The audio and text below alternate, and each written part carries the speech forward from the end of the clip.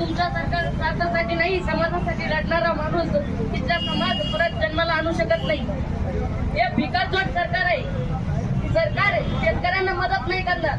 हे सरकार एका शेतकऱ्यांना मदत करण्यासाठी दुसऱ्या शेतकऱ्याच्या खिशातून 15 रुपये काढताय.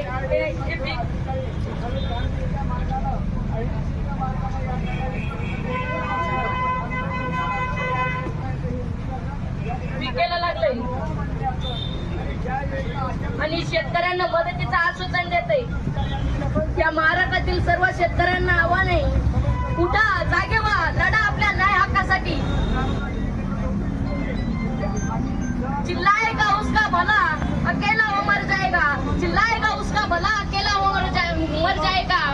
कुछ संगठन हो तो तर जाएगा, कुछ संगठन हो तो तर जाएगा. आता वेळ आली आहे उठण्याची. या गेंड्याची कातडी पांघरलेल्या व्यवस्थेला झोपेतून उठवण्याची. आता मायबाप सरकार किती अंत बघणार आहात?